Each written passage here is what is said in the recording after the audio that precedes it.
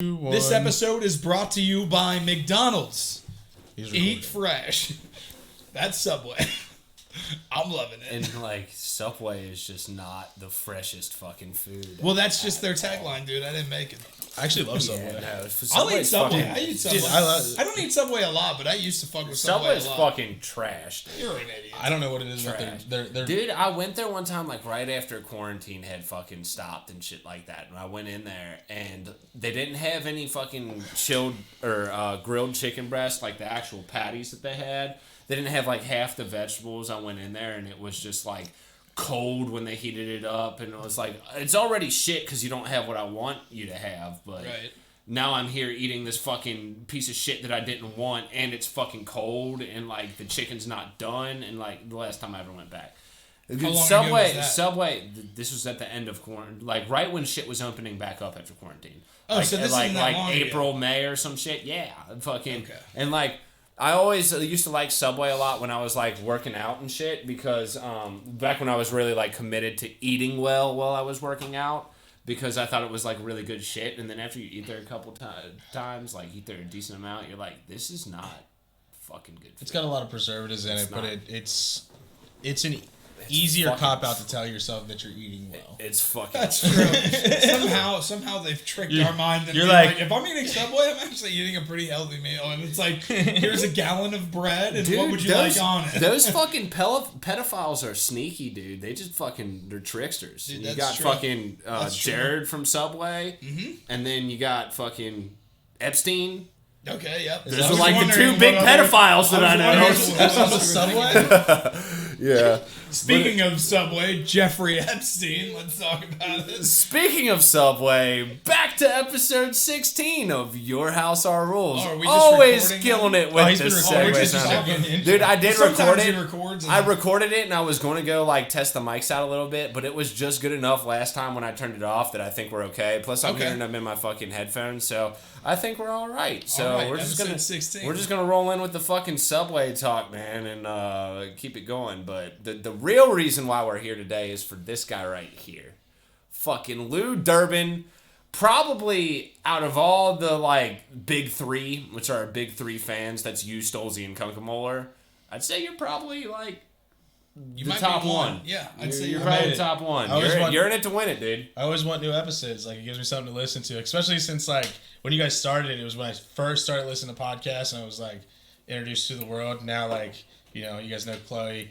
But she showed me all kinds of like new like true crime podcasts. So like I don't even think I listen to music really in the car anymore. Like I think I even make her mad because like she'll try to turn on music and I just end up listening to podcasts. Dude, like, I do that. I listen to podcasts. It depends. It depends on what you're doing because like me and Max, when we went down to visit Bayshard that one time, we listened to podcasts for like 6 of the 9 hours down there and like on the way back, and it was a great time. I think it makes things go faster to me. I don't know why. But it's because I think what it depends on the drive. You get lost in the story, and so like you're like trying to follow it, and especially since like the time that we started was when we went to Daytona and we drove like fucking 12 hours, 13 hours down there, and the last like 3 hours she turned on the podcast, and it really made it more enjoyable because we've been listening to music all the time. Because it's something that you can kind of chill out, listen to, think about, and stuff like that. Music is really good for like when I'm driving to work. I got a 40-minute drive to work, so I enjoy listening to music on that type drive, like just an hour or so, but like when you're driving for multiple hours and stuff, it starts to fucking wear on you a little bit. So,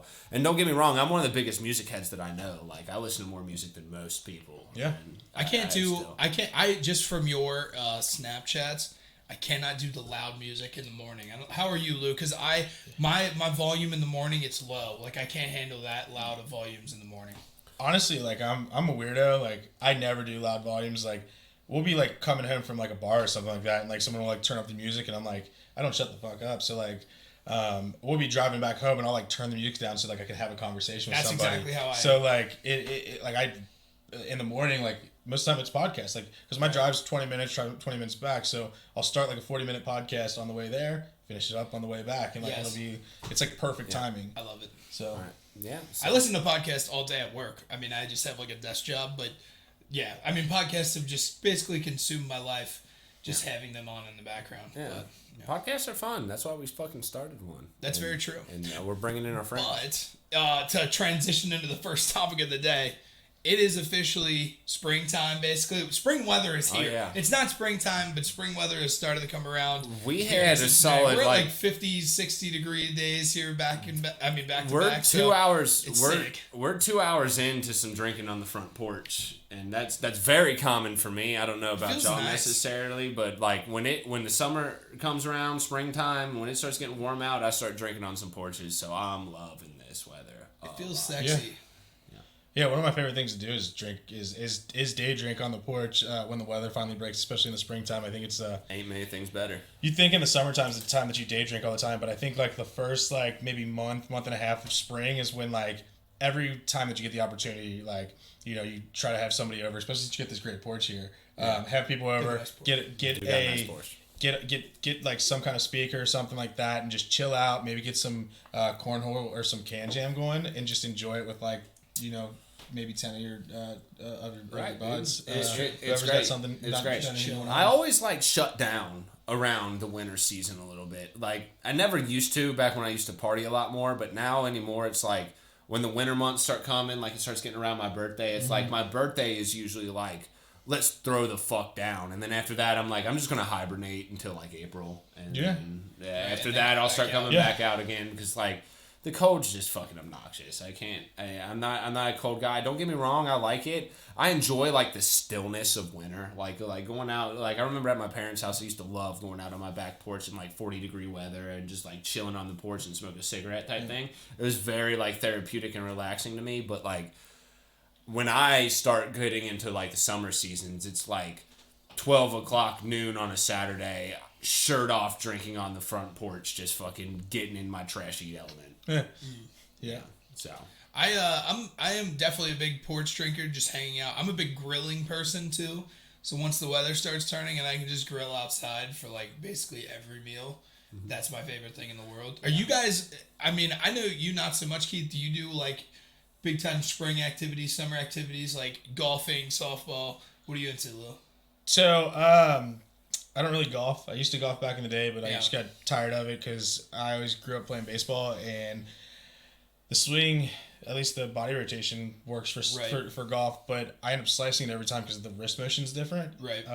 And so golf I don't really do, but softball, the last couple of years I've been in either a league on the weekends. The issue that I run into is I just don't like dedicating a whole day out of my week to go do like softball when like I already am limited on time, and like I end up missing seeing like me and you haven't hung out that much in the last year. Right. Softball on Sunday is one of the reasons. Like it just ends up, especially since I was at Champs, like it's hard to give away a weekend day when you only have maybe one, if not any at all. Right. And and you mentioned that working at Champs too. You guys had to actually work the weekends and shit like that. Yeah. I've been blessed with the last couple of years being able to work a job that was Monday through Friday, and like it's really nice. Yeah. Our buddy Sam Jackson, who just he got a job. He went to school for welding and stuff, and he just got a job, and they're working like mandatory overtime and stuff like that. And he just found out he just started working like the non-food industry type 8 to 5 like Monday through Friday type thing,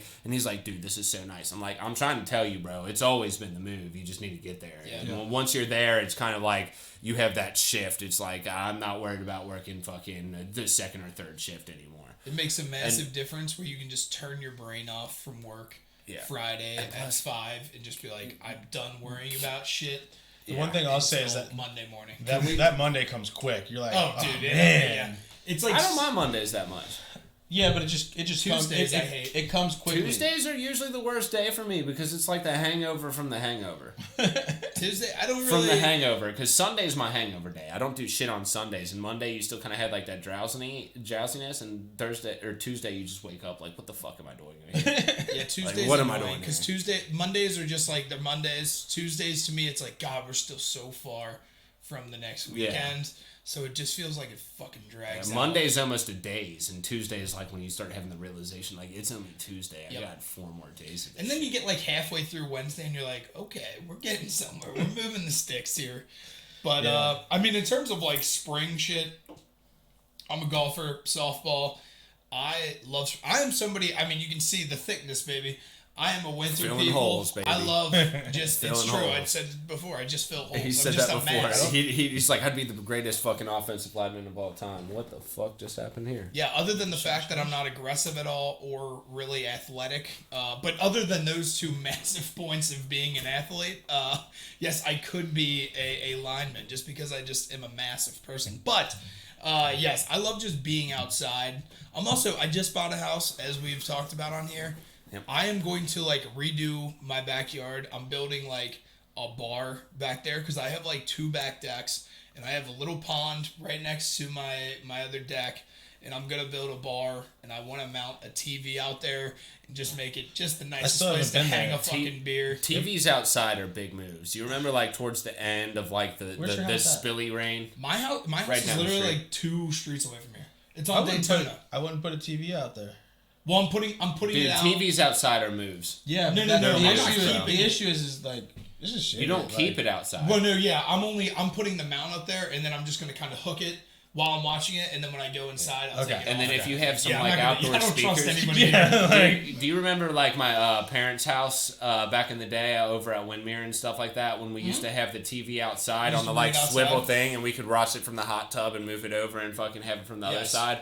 And I hooked it up to the fucking. It wasn't surround sound because they weren't those type of speakers, but I had 4 speakers just daisy chained with speaker wire and stuff like that. You could listen to the TV from all around the pool. It was a dope little setup, nice. Man. I'm looking forward to getting it all set up. It's very dad in me where I like to be outside, making everything look nice. So these next couple of weeks is just gonna be mulching and tearing out old shit because I don't know how flowers work.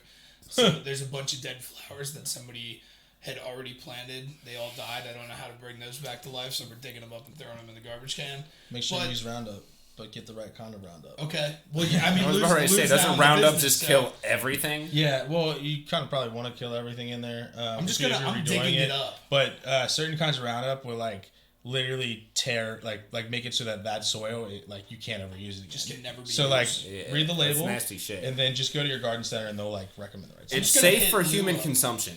It is not at all. Don't do it. Don't listen to Keith. Yeah. Also, are you kidding me? Other things that are in Spilly's eyes safe for consumption.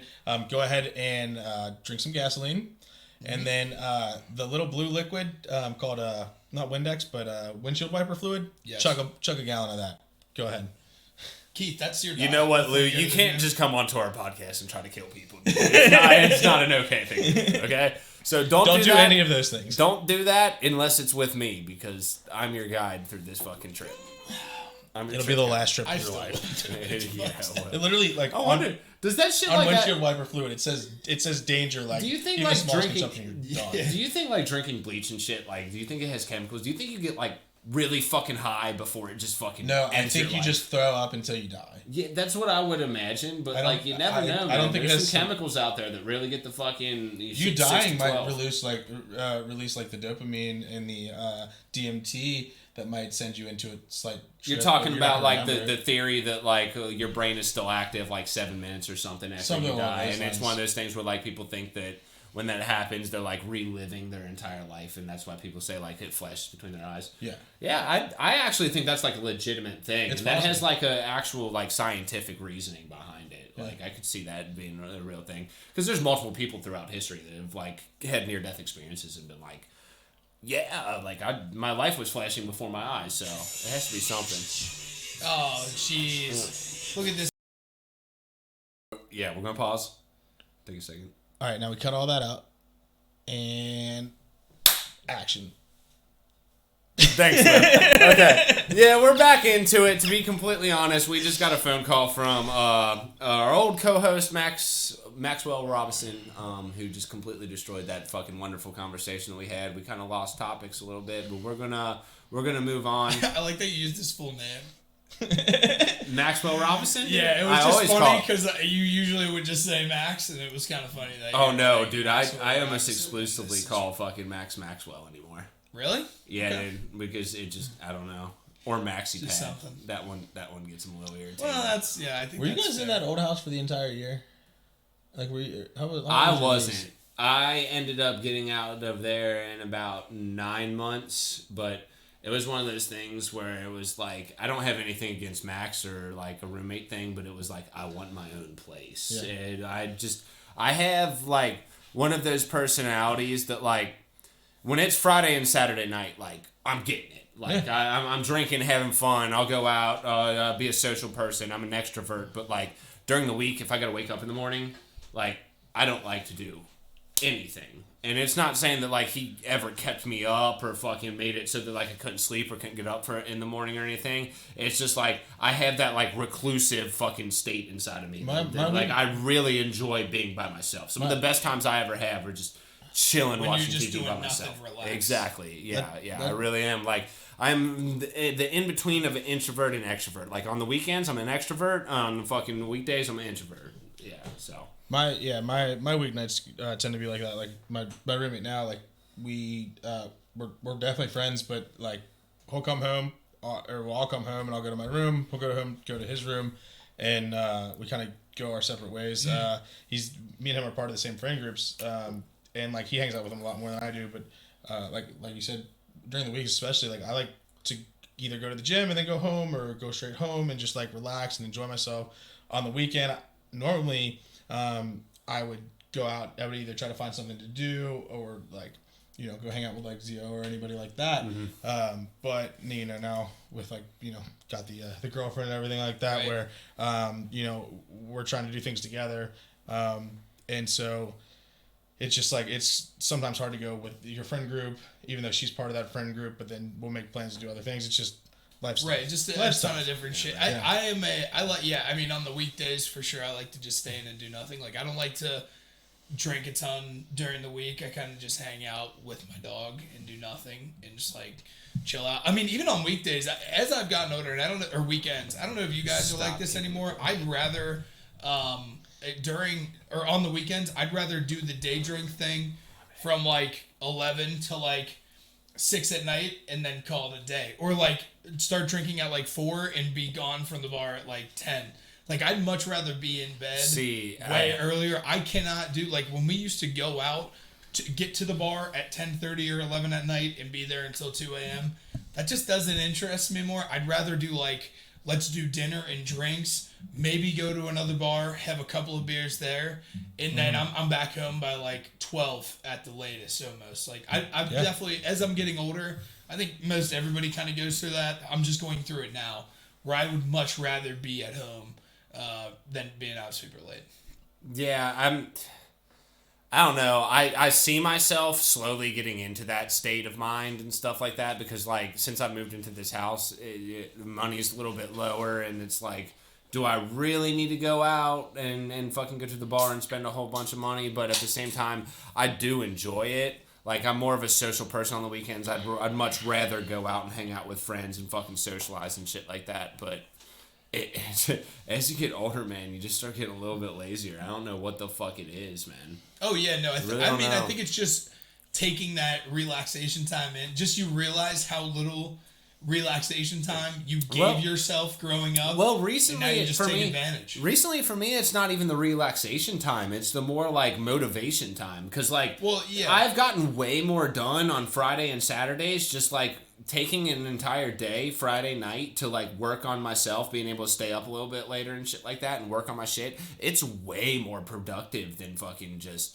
being, like, you know what? I'm just going to go out and get drunk on Friday and Saturday night. So, like, I'm getting a lot more done, and it's a lot more pleasing to me. And, like, after I'm done, I can still get fucked up. And I told, like, Miller and Max that last night. They were like, yo, we're hanging out at Miller's house. I was like, yo, honestly, I don't think I'm at the point in my life where, like, I want to go out and just sit on the couch and bullshit and drink. I was like, I've got fucking dreams and aspirations that I want to fucking achieve and shit like that. Like, I'm going to sit here and make a beat with my fucking cousin and, like, drink beer while I'm doing it rather than just sit there and waste time pretty much. Like, I don't want to call it wasting time because you're with your friends and you're hanging out and having a good time. But, like, you could be doing something productive with your time and doing that. It kind of seems like a waste of time. Yeah. Yeah. That's fair.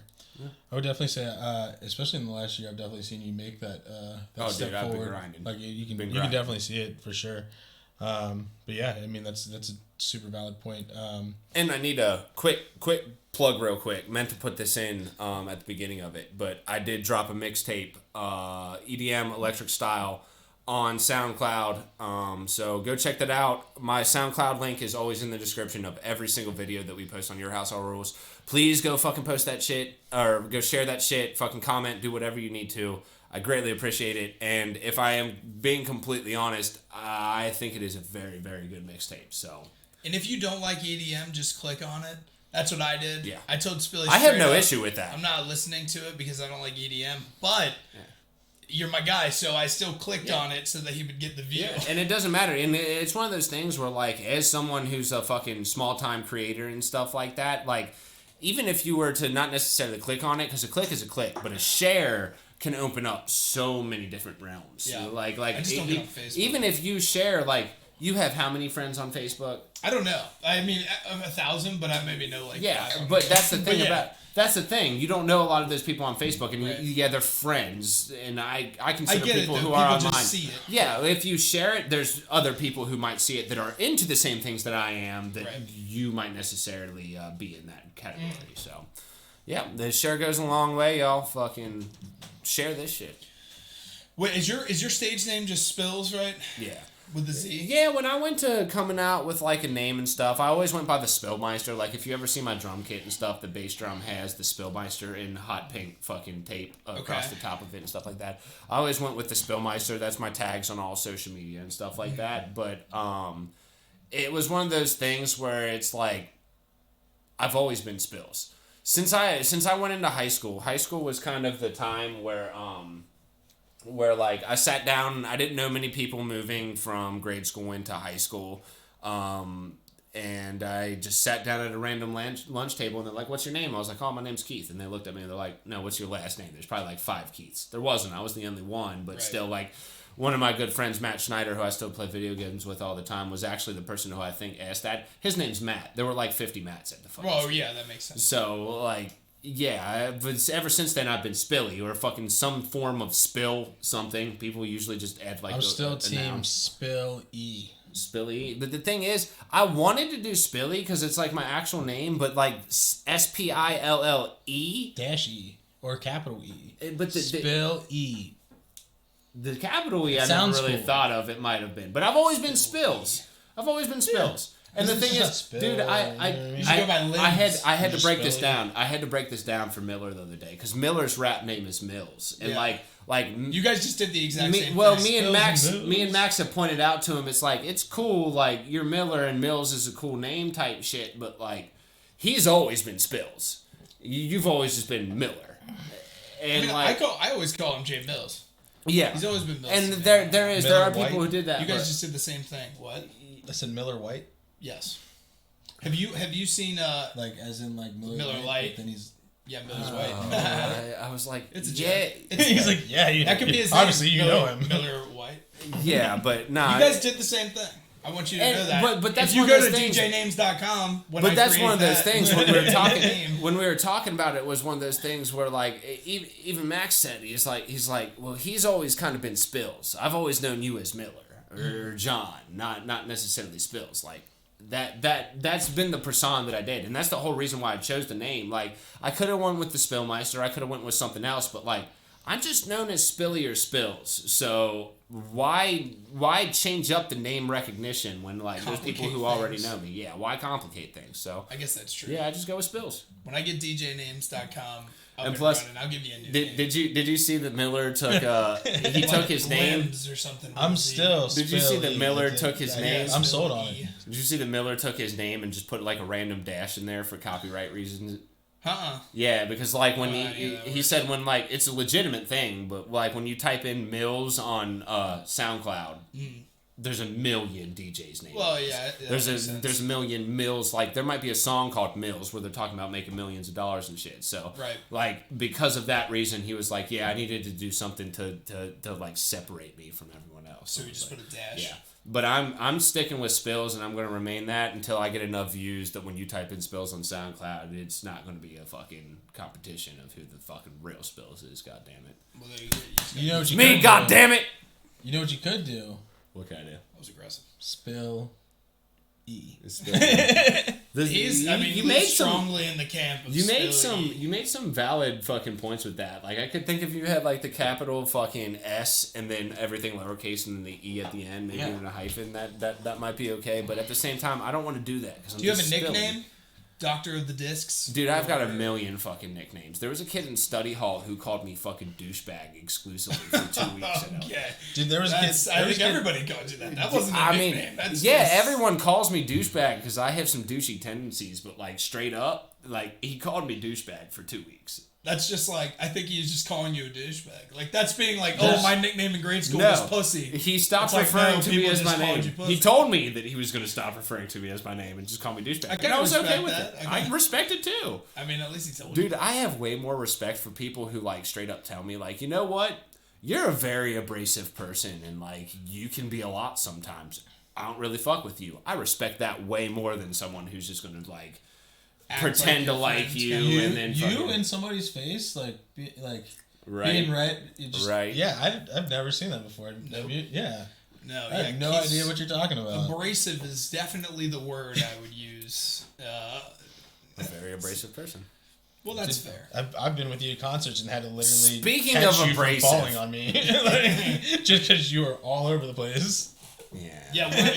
What was your transition going to be there, Keith? I was going to talk about fucking Tiger Woods getting into a car accident. Yeah, so speaking of abrasive, keep it going. Tiger Woods in Jesus Christ. The best transitions of all time. It was absurd. That's tough. That's just going to be our brand from here on. But yeah, so Tiger Woods, shattered his ankle, compound fracture in his other legs. Even if, for him to walk normal again will be a thing. For him to golf again, I assume is out of the picture. Tiger Woods means so much more to golf than any athlete to any other sport, maybe ever. Honest to God. Do you know why I wanted to bring this topic up so much? Just so you could say you don't care. I could give so much of a fuck less about fucking him getting into a car accident. One thing I will say is do not drink and drive.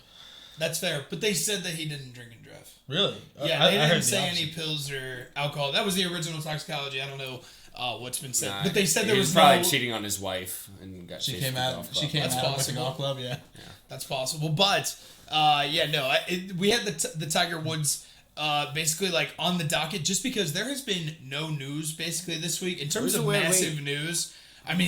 We've talked about stock market. We've talked about a lot of things in the last couple of weeks. There just really hasn't been any massive news in the world, it seemed like, this week. So we're like, hey, maybe we'll talk about Tiger Woods for a little bit.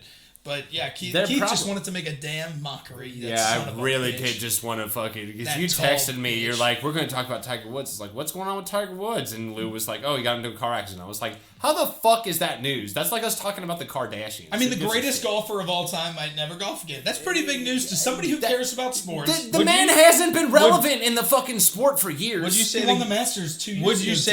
Would you say the greatest golfer of all time? Really? Wait, what would you say? Would you really say the greatest golfer of all time? I would put him up there. Who else is? But at the same time, he's played with better clubs than they played with back in even the 70s when Arnold Palmer was playing. On top of that, from his peak. His peak was decently long. Here's the thing. In a short period of time, but he's been semi-relevant since 2005. When it comes to sports, when it all happened, I think it was 2011 when all the surgeries, all the wife stuff. Long ago? Oh, it's been a long time. Maybe he's been doing it since the 90s. But you brought up Arnold Palmer and shit like that. My thing with competitive things like that is the game is always evolving.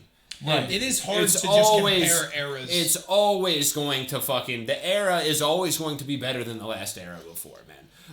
Let's look at Kareem Abdul-Jabbar and Wilt Chamberlain. They were dominant fucking players back in the day in the NBA. But in today's standard, they would probably be very good athletes, but they wouldn't be putting up 30, 40 points a game. Right. So are you going to discredit Arnold Palmer because he didn't have the right equipment? I'm not going to discredit his achievements. Are you just saying that because it's different times, he's the greatest person of his generation? No, I'm not going to discredit his achievements or anything like that. What he did was fucking amazing. He was an incredibly good golfer. But what I'm saying is the game evolves and they're constantly going to get better. Invented his own drink. That's how great he was. A lot of people do that. 50 Cent did that. Yes, and he's one of the... Did you ever talk about fucking effing vodka? No. Yeah, it wasn't that good of a drink, but Neither is Arnold Palmer. Oh, Arnold Palmer's, that's a very famous drink. Dude, it's fucking disgusting. What? You're allowed to have the wrong Isn't thing. it just fucking iced tea and lemonade? You've never had like an Arnold Palmer Arizona? Yeah, they're fucking terrible, dude. You're an idiot. I don't like anything with tea. You're in a minority here. I don't just because you don't like tea. I don't like coffee, but I'm not going to go over here and tell you that a macchiato is gross. Like, I think it is, but like, that's between you and macchiatos are gross. I don't know if okay, but that's fine for us to say because we don't like coffee. But like, do you like? I don't know. I'm not a coffee person. Are either of you? No, but I started drinking coffee just to like wake up at work and stuff. I don't even drink coffee then. I can't. I just like the flavor. The only time I ever drank coffee was when I lived in Guatemala for a summer, and like I guess because the beans were fresh that I like somewhat enjoyed it. Yeah. Came back, never drank coffee. I mean that's a legitimate thing to do because I'll tell you what, I'm not a huge seafood fan, but like when I went down and visited my mom's cousin down in St. George Island and we got shrimp that were like that big, caught the day of and fucking cooked them up with some Cajun seasoning and stuff like that. Oh my god, dude, it was so just leagues better than fucking shrimp that you could get around here. I love leagues seafood. Better. I'm a big seafood person. Are you really? In general, yeah. I'm you not are, a huge seafood fan. I am, but I'll do it. Everything it's weird. Do you like fish and shit like that? Yep, fish, shrimp, crab legs, lobster. Yeah, okay. Whatever you can throw at me. Seafood wise, it's weird. So obvious. Anybody who has listened for a long time, you've heard me talk about vegetables. I am a 5-year-old. I do not eat vegetables. Yeah. But he loves Every other food that I have tried, I have liked. It's the weirdest thing. If it is not a vegetable, I fuck with it. Every fruit that I've ever tried, I'm here for it. I mean, what about the borderline fruits like or so I haven't tried a ton of like unique fruit. What is a tomato? Is a tomato a fruit or a veggie? Tomato is one of those weird ones where borderline because I don't like tomatoes. It has seeds like a fruit, but it grows on a vine like a fruit, but has seeds like a vegetable. So it's hard to classify, but I think it's technically classified as a fruit. Okay, well then I don't like that, I guess. But I can't just eat raw tomatoes, but like tomato based sauces and stuff. What about onions? I can do. If onions are cooked, I can do onions. I hate onions. It doesn't matter. I can't do raw. Like, if people who just eat them, like, put, like, the ring of onion on a burger and it's not cooked or anything, I'm like, get that the fuck out of my face. But if it's cooked and, like, onions are one of the single greatest things to ever grace fucking our taste buds, dude. Alright, you can leave your own house right now. What do you mean? They're fucking onions. Onions the smell. Fucking... You like raw onions? Yes. You like onions in general? Yes, I love onions, bro. See, I made this little rice chicken potato little bowl that I had the other day, and I put a whole onion in there. I'm out. Oh wow, that seems unsubscribed, like a lot. Dude. It was that seems like a ton. Onion fucking provides flavor. I had this girl tell me one time. Realize that she's like, I like stuff that gets cooked with onions, but I don't like onions. And I was like, what are you talking about? And she was trying to explain it to me. I was like, I had to break it down to the point where I was like, okay, so if something has onions in it that has been cooked with the onions, will you pick the actual onions out? And she was like, yes. I was like, that is fucking psycho. If it ever had onions in it at all, like I'll pull it out. Like I'll pull it out and I might eat it, but like even then, like sometimes I'll like smell it or like have that slight taste. I'm like, I don't want this. It'll ruin something for if it is a raw onion. Like if you put. Why are we always talking about vegetables? It's tomatoes too. I don't know because everybody is pretty. They have a profound. I mean, when they hear that I eat like a 5-year-old, and they're like, "Well, Jesus." Dude, Christ. it's funny though because like I'm picky like you, but not nearly as like crazy. Yeah, as no, you. I'm a psycho. Yeah, but like literally, like my girlfriend is vegetarian, so like it like I. She vegetarian or vegan? Vegetarian. Okay. Yeah, she's vegetarian. She won't eat any meat. She's gonna be vegan for like a month here because she's getting prepared for. No, she's not Catholic, but she's Christian. Like she's much more religious than I am, and I'm Catholic, which is weird. But so now the world knows. But anyway, like I love like protein, like any kind of protein. Like I like most fish as long as it's relatively fresh. I love your red meats. I love your chicken. I love what else? Pork. I love it all. And I'll like have something delicious, like mouth watering, like where I'm like, oh my god, somebody else has to try this. And I like look over the table. I'm like, you need to Oh yeah, you're a vegetarian. Damn it! That's oh disappointing. my gosh. That's just my. I mean, most people would be appalled at my Kroger runs because I literally just get chicken thighs, steak, eggs, and cheese. That's about it most of the time. Other than like normal household items like Kleenexes, toilet paper, like paper towels, blah blah blah. I mean, when I go to Kroger, it's like $38, and it's just I get meat. Better. I get meat and like snacks. If you want me to make you feel better, maybe not snacks. I do chicken and rice. Yeah, like that's my. Hey, it's the combo of all combos. It's chicken and rice, and then I'll throw like teriyaki on there. Oh my! You can't go wrong. I do love teriyaki. I might be the greatest chicken and rice chef there ever is. See, it really depends on the rice. I can never get it right. It really depends. There's one specific brand of rice that I can cook like right. Where just get you the rice is rice. Get you the is it ready? I know, but sometimes it's just. I forget what the hell. Rice ready rice that you can just. There's something called ready rice. Yeah, that's just like, you just throw it in there like for rice-a-roni. Yeah, maybe. No, not rice-a-roni. I forget, dude. Dude, Max always tells me like, because you go over to Miller's house. And, like, he don't have shit except for the same fucking sausage and egg fucking frozen Bob Evans thing that he has had in there since the beginning. I swear I don't know if he is, like, swapping that out or if it has been the same package he might for the entire time. But knowing the kid, that the way he eats, he probably eats all 4 of them in one sit down and then replaces it the next weekend or some shit like that. But... You guys over there... down the hill there, and then by Delhi Pet Center, just goes picks up another one, comes back. He might. It's just right on the corner. He might. It's possible. See, now you got me fucking losing my goddamn train of thought. Well, you were talking about him having something in the fridge. I've had a rack of ribs in my freezer for like months, and now that it's getting warm, I can actually, because I always finish them on the grill. Did you get a new grill for your new house? Well, I had a grill. It's only like, I guess it's. Shit, I guess I bought it when we were still living when I was living in Delhi.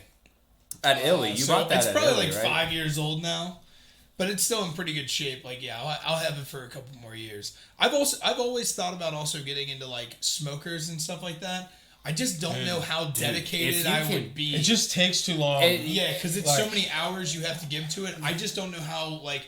In my mind, I'm like, oh, that would be awesome. Just put something in Saturday morning. Oh if you can eat it Saturday night. But like, I think when it came down to it, I might do it like 4 or 5 times, and then I'd be like, but this is just way quicker and easy. I'd rather just chuck it. Well, I don't know, man. It's worth it to smoke it. It's worth it to smoke it. When I worked at Allied, our production manager, Luke Crawford, he was from Iowa, and he was like. He really, really smoked some meat. And, like, when he would have... We did every... Sometimes. But, anyway, we would have last Friday of the month, we would have luncheons. And they would sometimes buy pizza, sometimes make, like, hot sandwiches or whatever. But every once in a while, Crawford would, like, smoke some pork, and we'd have pulled pork sandwiches. And, like, he would wake up. Or, like, he would stay up all night and fucking smoke the pork and make sure everything's all right. But I'll tell you what, it was worth it, man. It is so good. When it actually comes out well, it is unbelievable. Smoked meat is so much better. If you're good at it. If you actually... So much better. I had to go... so, when I was at OU, one night, we had Mom's Weekend, and the night before... we were for lunch, we were having the smoked pig rack, or I don't even know what it was actually... what part of the pig we cooked, but we had to get up I had to be there at like 1 or 2 a.m. Most of the guys just went to the bars and they went there and went there afterwards. They went drunk, but like one of the guys there, like it wasn't somebody I wanted to be drunk in front of, so like I went to bed at like 5 o'clock to get there. I would never want to do that again. Like it was not fun being up all night. Like it's a mission. It's a lot of effort. Watching coals burn and hoping the pigs just. Well, now a lot of times people have just like the electric ones where you don't have to do anything. You just like you sit it, go back to sleep for a couple hours, then you wake up. But then you can't check on it. I mean, a lot of people. That feels like it's not the real thing, though. I mean, there's probably it might be like it might be considered like a sin in that community. I'm not really sure, but I mean, there's a lot of my brother's got one where it's just electric. You just tell it what temperature to put it to. Is it kosher? I would relate. Is it kosher? Possibly. It's not because I would relate that to something. Yes, no. I would relate that to something like DJing or something like that. Like, if any of the DJs that I know, like, went up to, like, an actual, like, vinyl scratching DJ who, like, had the timing of the fucking actual vinyl record that they're spinning down to make it do what they need to do. And it was like, so cool. If they were like, you're a shit DJ or something like that, that's what I would compare that to. Like, there's a difference between smoking meat and then having an electric smoker. Yeah. No, I get it. I would understand the highbrow people in that community that do it over, like, the charcoals, and they're actually good at moving that shit around. But yeah, no, I'm looking for shortcuts. I'm shortcut gang all day, every day.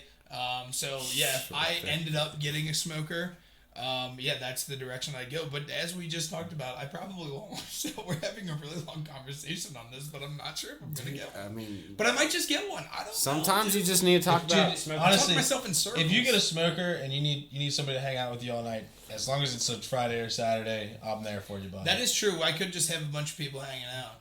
And we'd have Griffey. We'd have a whole crew. That's what smoking meat's all about, bro. You just need to hang out and smoke some meat.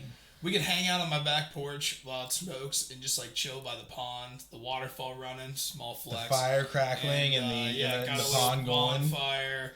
Get a couple cigars back there, you know. Everybody there is going to pass out, and that thing is going to good times. Or it's going to go out. It's possible. One of two things. Yes. It's going to either be overdone or it's going to be way underdone. You just never know. And then we're all going to get salmonella because it's pork. That's possible. Speaking of salmonella, we were also wanting to talk about some documentaries. Another terrible. But you know what? It's gonna work for us, so we'll keep going. We were talking about documentary. We were wondering, just because, like we mentioned, there's really not a ton of news that came out this week. I was watching a documentary. I was like, you know what? Let's just talk about crime documentaries, horror documentary, whatever you're into, really, because there's so many out there. I was wanting to talk about it because I was watching the Cecil Hotel documentary. I don't know who has seen it. I didn't get to watch it. It's basically a massive... but I know what you're talking about. It's that Asian lady in the elevator that is, like, making these weird, like, gestures to no one. Yeah, it got very famous. They found her in the water tank. You see the foot, like the other person's foot, like, in the elevator, like when she's, like, walking away, and, like, you see that foot for half. Yeah, you think it's like a that's foot. another person. Yeah, but yeah, no. At the end of it, I'm not gonna spoil it because it hasn't been on Netflix all that long, so people are probably still just go ahead and spoil haven't even watched it. But just do it. I'm not spoiler warning. I'm not gonna do it. I mean, we can give a spoiler. Oh, I guess we could just give it a spoiler alert. Yeah, spoiler alert. Skip to 57:32 on the time frame. Right? Yes, deal. He just made up a time. Hey, I don't hate it. Just keep scrolling until you see me do this.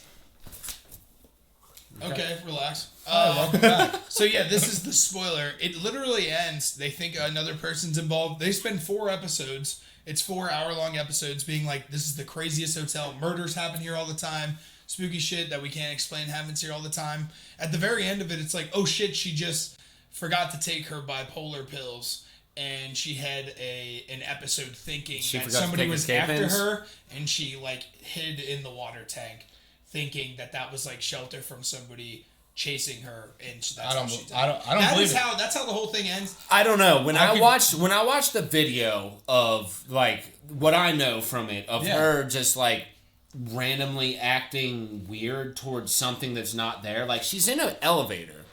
Yes. So if you're facing an elevator and you're facing the opening, you can see the opening and there's no one there, and she's acting weird towards it to someone who's, like, over this way. She's like, she keeps checking outside of the elevator door, thinking that somebody's following her. When she steps out and everything too. Right, she steps out. And like she does, but when I look at it, it makes me think of someone who is either tripping a little bit too hard or is having some serious, like, mental fucking hallucinations. Mental, because allegedly, these pills, whatever she was supposed to be taking, they had a doctor on at the end that was like, yes, if you have this level of bipolar, whatever she had, whatever it was actually diagnosed as, if you don't take those pills, you can have hallucinations of, like, basically your mind creating that other person that you sometimes experience.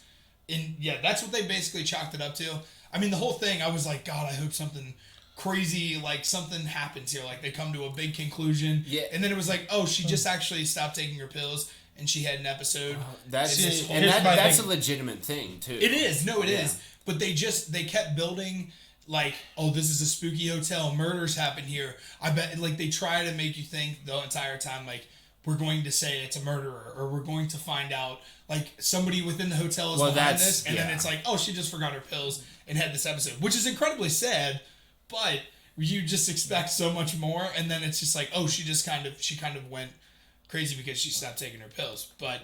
But so there was a lot more to that hotel, though, wasn't there? Here's my thing. Yeah, it's a famous hotel for like it's on Skid Row in L.A. It's the Night Stalker stayed there. Yeah, the Night Stalker. And then another serial killer might have stayed there or something. They talked about a couple. Yeah, the most famous one was the Night Stalker. But it's also right by Skid Row. It's a very cheap hotel. Yeah, it's like $2 a night. It's for that, like, they want homeless people. The shady kind of people would be there.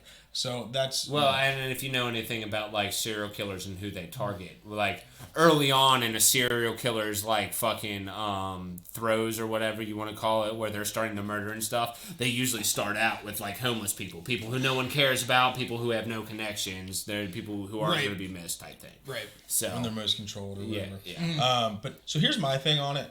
So yeah, she did have anxiety, depression, but and she was on medication for it, but. What I would think may have happened is like you don't have the greatest kind of people in the Cecil Hotel. Like literally 3 levels of it is the hostel, which is where she stayed. The video they have on the elevator was on the 14th floor, right at the very top where somebody can go out to the top. So one thing that I was always wondering is on the outside. So one, she did hit the button that made the door stay open for 2 minutes, but the time the door stayed open was 4 minutes. Okay, so how did it stay open for another 2 minutes after that timer went off when she hit the first button? All right. Now, I don't know where on the outside the hold open button is. If it was on, like, let's say we're looking outside of the elevator, not into it. If it's on the left or right. If it was on the left or right, because she clearly went to the left side both times. So I don't know if somebody was standing there, and if the button was there. But when she went out the one time, you see the little foot, like just like there, and then you can see a little bit. I couldn't tell if that was like the back of her. I don't think that was the back of her foot. I mean, I would be more intrigued. Like, I wanted it to be something more, just because it was like, oh shit, something's gonna happen. Yeah, you want that closure. It was probably somebody that lived either on Skid Row or in the Cecil that wasn't didn't have too much money or anything like that just did. That took advantage of her, took her up there and like put her in the water tank. Because how did the water tank close? Well, at the end they said it didn't close. They said it was a misreport from their original finding. Okay. So that's another spoiler if you're just starting it. Yeah, at the start they're like, and the thing was closed, so it makes you think like, oh, she couldn't have closed it because it's like a 10-foot drop to the water. Yeah. And then at the end they're like, oh, actually that was just a misreport from the I could see that being a thing. Yeah. But no, it was just or somebody had closed it without looking into it, and, right? Like before the I think it was a Hispanic dude. Found her. Yes, the janitor guy. So that could have been it. But overall, it was a good documentary. I'm not the biggest documentary person. It has to really pick up steam, like on social media, for me to be like, oh, I'll check that out. Are you a big documentaries person in general? It depends on the documentary. It's got to be something that I am. It's just got to be. It doesn't have to necessarily be something I'm intrigued. Like something about it has to catch me. But I would definitely watch a good documentary, even a decent documentary. Are you more like crime stuff when it comes to documentaries, or more like history buff when it comes to documentaries? Yes. Yes to both. It just depends. It depends. Like even like Super Size Me it's been years since I watched Super Size Me it, but like I got into it. Like it's such a good. But it's not something I would typically like. I just like learning new things. Like, and on top of that, I'm more of a visual and auditorial learner. So like when I read something out of a book, there's a 50% chance that I'm going to retain it. Okay, like I can understand it, but a lot of times, like when I'm reading, I start thinking about other things. So I completely read like the entire page, and I get done with that page, and I was like, I don't remember a single thing that I read. I understand exactly what you mean. It has nothing to do with comprehension or anything like that. I just like did not. It went in my eyes or my brain, and then went out the ears. When I tell people that, it like baffles them. I'm like, I'm not a reader. I get all my information from like video. Yeah. Or like listening to something, and people are like, what? They're like, you're a fairly intelligent person. And I'm like, yeah, but like I don't read, and I've never read. I used to SparkNote every fucking book that we had in high school. Because like it just doesn't, like when I'm reading shit, it doesn't register. Has there ever been a book I'm very slow. You're like, holy shit, this is actually The Giver. Really good? The Giver. Okay. And it was because of Mr. Collins in 8th grade. So just the way he explained it. House of the Scorpion. I actually just did an audiobook on it again. Like I just like re-listened to it and like I fully remembered it anyway.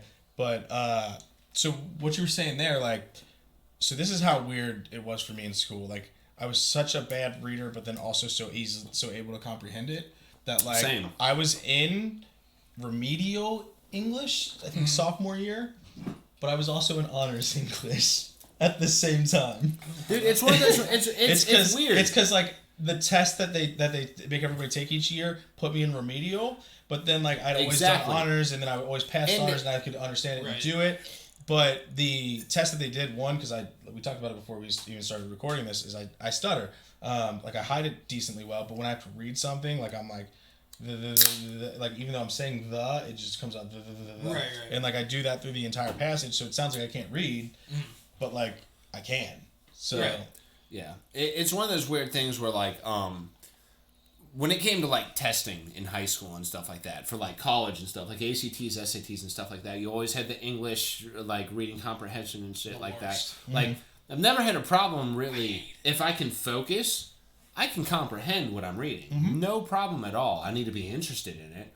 But the big issue I had was you had 4 passages, 10 questions each, so 40 questions. I would only be able to get maybe 20 of them done during that like 45-minute period. I was that slow of a reader. And it's like it's not like I'm not comprehending, it's not like I'm not smart. I just can't do it in the time that you're allotting me to do it. Right. Yeah. And that's part of testing. They do put a lot of stuff on speed. Right, I think I've always been a big proponent of like when it comes to testing and shit like that, that you shouldn't have time limits on it because I don't think that's an accurate representation of how actual intelligence. I think the one issue depends. with that is that in the workforce that school is supposed to be getting you ready for, although high school gets you ready for college at this point, like trade school is not real, like they don't really push trade schools as much as they should, and that's a whole nother topic. Should, but we can have an entire episode. Let's get into it right now. I don't give a fuck. Let's go. Anyway, but the reason being is like, so you have an 8-hour workday. If you can't read through however many emails you need to do and get that done, then that becomes an issue. If you're faster at reading it and taking care of it, then you have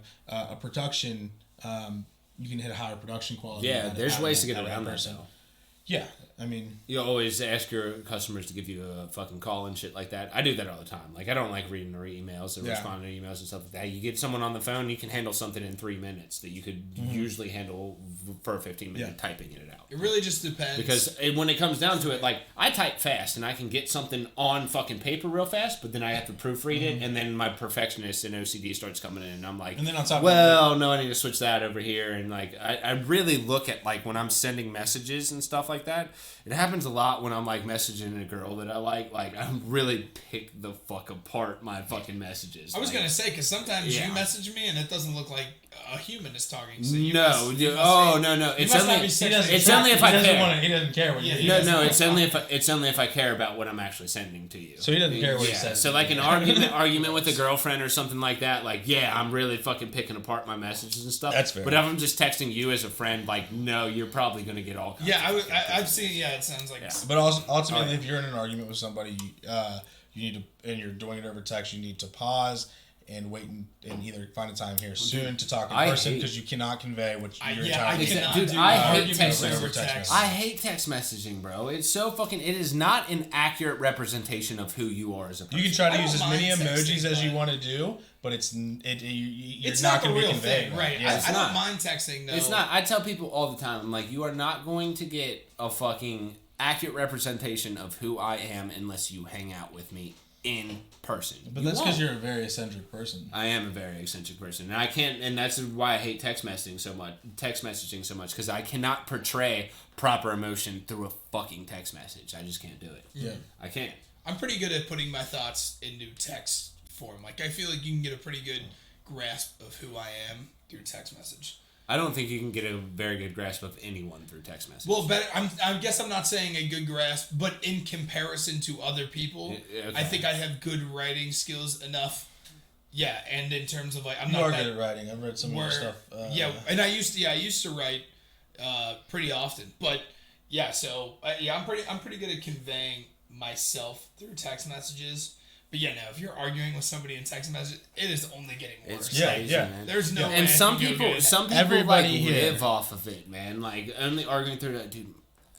Call me. My ex-girlfriend used to almost exclude.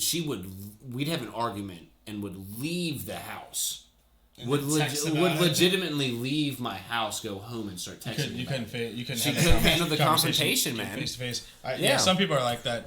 But I need everybody here that is listening or watching.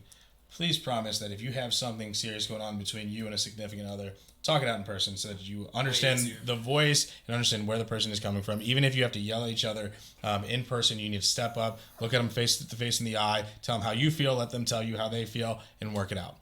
It's the only way it's going to work. It's the mature thing to do. You need to do it. All right? Yeah, well said. Well said, Lou. Good little segment there, bro. I like that. Yes, 1,000%. But yeah. So documentaries. we go on that was a good little tangent, I will say. That was actually a worth it tangent that we got off on. That started with spoiler alerts at the Cecil Hotel and ended up on actually a very good message for people to get behind. Yeah. But and you weren't here for this, Keith. What type of, in terms of documentaries, are you more of like a history buff, like crimes, or basically anything? Are you just, if it's a documentary, you're here for it? I mean, I like documentaries a lot. My big thing, I like space a lot, so when it comes to something like that, I'm a little bit more of a sucker for it. Yeah, like how about that video that came out the other week of Mars? Oh, well, what, the 4K? The 4K? Oh, yeah, bro. Yeah. I've been stroking it real. I was going to say, just in terms of, man, that was some sick dirt up there. See, I could care a little And less. You know what? All it was dirt, dude, but like, they could have been in Arizona. It was so Well, that's the moon landings for you. They think that Stanley Kubrick did it in the Hollywood That's basement. another documentary series that I was maybe thinking of going into. I'm not a humongous conspiracy person, but what I want to ask about fucking before I had to walk out and take a piss, but when we were talking about the whole Cecil Hotel thing, and you wanted to bring up the Reyes guy, Israel Keys. The Israel. Yes, Israel Keys. Yes, yeah. I watched that I watched that literally fucking 3 hours ago, but fucking. Yeah, that was a really good one. I was going to ask y'all who your favorite fucking serial killer of all time. And like that might seem like a weird fucking statement. Oh yeah, you know a ton of them. Like I guess I've watched a lot of actually.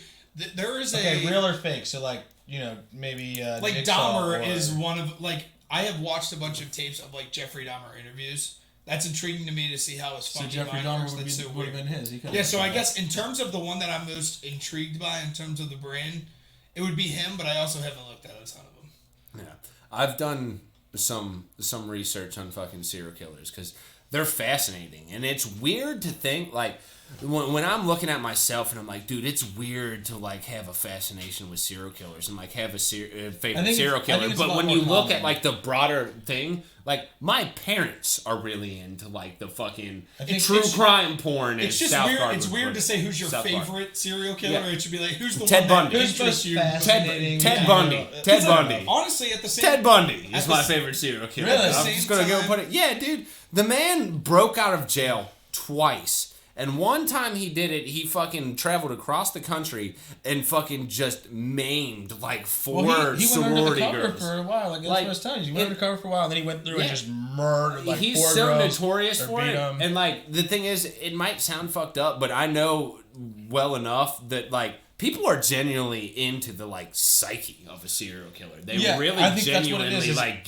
try to get into the mind, even though you can't. Well, right. Because these are psychopaths, man. They don't think like normal people do. Is you try to figure out what got them to that point, or what genetically. It's just like you would never murder anybody, or at least it's not necessarily genetic. You wouldn't do that either.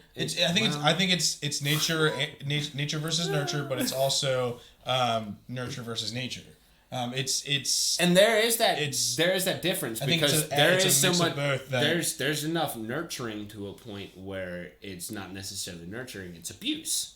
And like what you were talking with the with Israel, he grew up in like one of those like Christian cults that was like super racist and stuff like that. Like they were actually on the FBI like list of like racist groups. I think he grew up like that. Mormon. No, he grew up in it was something. Oh fuck, I can't remember it. But it was a Christian. It was a Christian sect. It was a strict Christian sect. Yeah. He grew up. And it was kind of the documentary I saw. It wasn't really clear, or they didn't really know whether he was abused in it. But like this was literally FBI fucking pegged this Christian sect as a highly racist fucking group of people.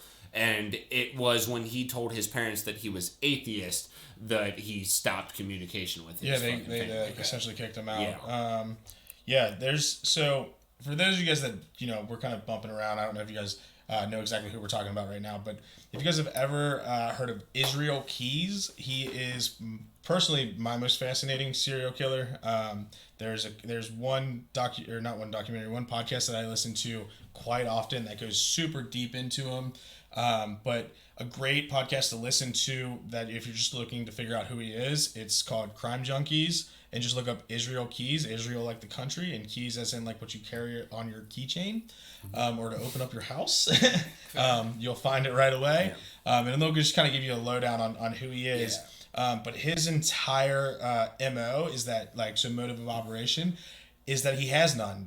Every person seems super random. Most of them are just missing people. They've never found the body. and they like to try and spin it off that way that it is like it is super random. But they tried to, when the documentary that I watched, they tried to spin him off as like someone who was like so cold and calculated that he could never get caught. But once you get to the end of it, it's like the man was unraveling. So that's exactly it. Like one of his things, he would never murder anybody with dogs or kids. He would always make sure he was out of town. He would bury kill kits and stuff like that in the ground, so that he would come back to years later and then use that kill kit.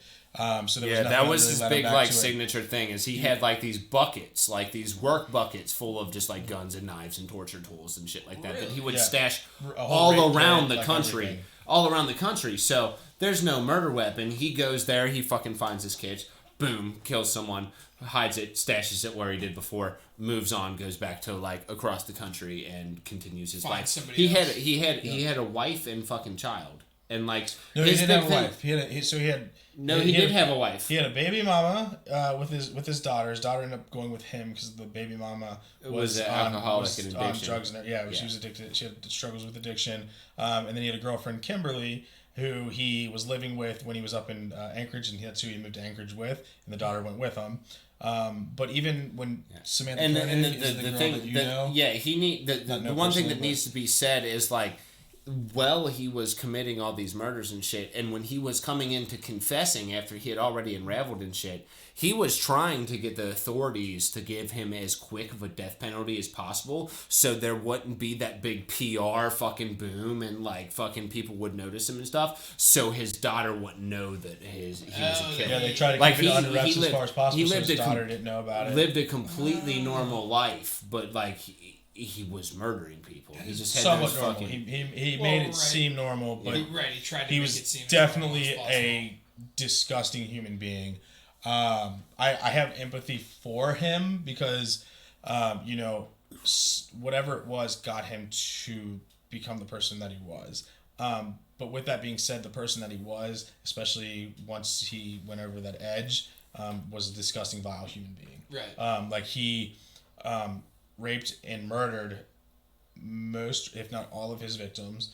There's I was saying about the Courier family. Yeah, the old couple that he in Vermont. In the video, did you guys? Is this on YouTube? The thing that you said you watched. What I did, I typed in fucking his name in YouTube, and it was I typed in, what was it? True crime. I'm not Sure. The podcast you were talking about. True. I went back through our text messages and typed it in, and that was actually the second option. The first option was the documentary that I watched. Crime Junkies Crime Junkies is the podcast, and that might be a little bit more in depth, but I like watching like a documentary that can actually show me like the interviews that he had, and like I do like that type of shit. But it was a creepy type thing. Wasn't the most creepy thing anywhere close to the most creepy thing that I've ever experienced with like serial killers and stuff. And don't get me wrong, like I've actually like gone in and like studied some serial killers because it does fascinate me. There's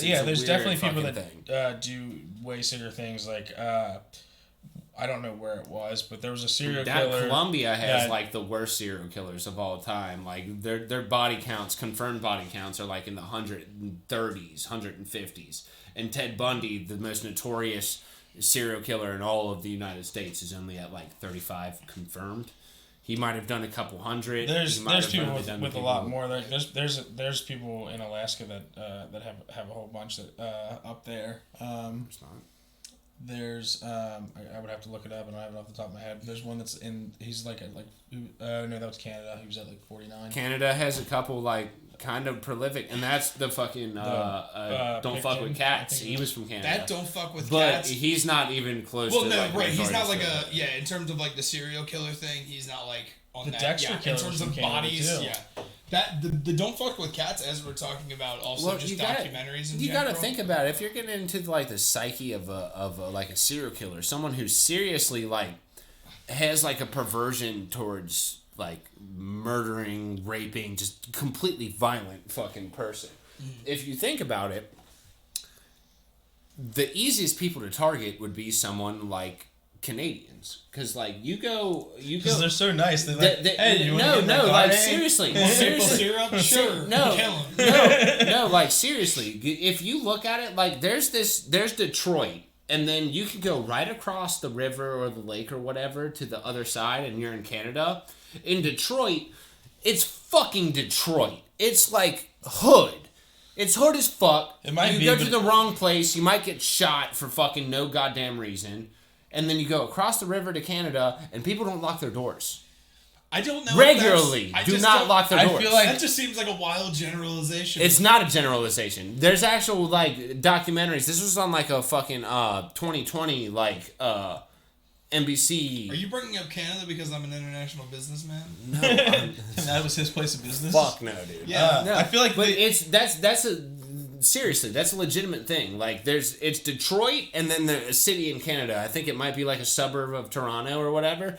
They're only separated by like they go under Lake Michigan or whatever, and it's only like a fucking 2-mile fucking difference. It's a tunnel. But one is Detroit, which is super hood and shit like that, and the other side, like, there was people making documentaries and shit like that would walk up and fucking twist people's doors open and open them up to interview them. People in Canada like that seriously do not care as much because there's not crime like that out there. So if you're someone who is perverted and looking to fucking like seriously fuck some people up, it makes sense to go to a place where people don't lock their fucking doors. Well, no, I understand that. It just seemed like a generalization. It's not. Every neighborhood. It's not. It's a legitimate thing. If I could pull that up, I might try to find that after. Because I think you can go to a decent neighborhood around here. There's probably, out of 10 doors you might find. I know friends personally that their parents leave their doors unlocked. I've been at friends' houses that they leave. See, now those people, and I know them too. You're fucking stupid. If you're leaving, not when I'm gone. If you are leaving your goddamn door unlocked, dude. I don't care if people come on in. You know, I know a specific person who we know very well. Who one time he lives in a very bad area. He drove up to the Dollar General up by his house. He walked into it to get like a candy bar or a pack of smokes or something. Walked out, his car was gone, and he found it 3 days later. You might know who I'm talking about, but like around here, it's like that. If you fucking if you slacken like that and you get your shit fucked up, you kind of deserve it. Because, like, we're in Cincinnati. This is not the place to be leaving your fucking doors on. I don't think there's anywhere you should be leaving your doors unlocked. I don't either. I don't leave my doors unlocked when I'm not there. Like, everything is locked if I'm not there. Or just at night, in general, it's locked. But during the day, I don't really lock my stuff. I do. Every single time I leave this house, I lock my doors. That's what I'm saying. When I'm gone, it's all locked. Every time. Even if I'm just hanging out, like, is your front door locked right now? Yes. I say even. Is it? It might not be, but we're here. That's what I'm saying. Even when I am home, I have my door locked. Like, because. Yeah, I lock my doors at all times. I don't want anybody. If I'm conscious of it, I have to, dude. I still to this day. Max thought it was weird when I lived with him, but like to this day, I lock my door whenever I go to sleep. I cannot physically fall asleep unless my door is closed and locked. And it's hot in my fucking room in like the summertime, and it get like insulates it and it gets hot as fuck. Like your but bedroom door? I can't sleep with my door unlocked. Your bedroom door. My bedroom door. My bedroom door. Yeah. I was like your front door. Dude, obviously, come on, man. Are you trying to get somebody to come in? I used to have OCD you? back when I've gotten over this, but when I was like a real like younger and stuff like that, I used to go around and like I had OCD to the point where like I would shut and open doors and lock them 3 times over, shut and open it, and then I'd go and flip a light 6 times and then go into the next door and lock it 4 times type shit before I felt comfortable to physically fall the fuck asleep at night. Did you get medication for that? No. Wow. I have never been on a fucking single bit of medication in my entire life, and I never will. Fair enough. I never will. Fair enough. Yeah, I don't lock. I will lock my stuff, but yeah. No, back to the doc. I mean, other than like it, not like in true like serial killer. Let's make a documentary about. I'm always interested. Like, I just watched the Hitler documentary. The other day. Yeah, I mean that's fascinating to me to just see how his mind worked and how he was able to just convey so many people that this was like a positive thing that he was doing. That he was helping the entire country. Yeah, he's like, this is the right thing to do. Let's murder people. I'm curious, kind of the especially like the higher up people, if they truly believe that like an entire race was terrible, or if they were just psychopaths where they were like, let's murder people. No, are you talking about Hitler himself? Hitler used his whole regime. Well, there's stories like about. I know there are psychopaths in there, and I know that like there's stories about Hitler using the whole Jew thing because it was something that worked and could get him into power. There's also stories that like his mom died and had a Jewish nurse, and he hated Jews because of that.